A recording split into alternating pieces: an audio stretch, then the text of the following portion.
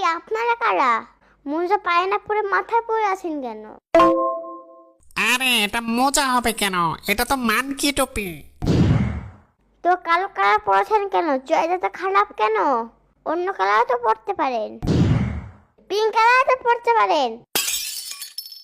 আমরা হইল গিয়ে কিডন্যাপার, আমরা এইগুলাই পড়ি। আপনারা কি কিডনি চিকিৎসা করেন?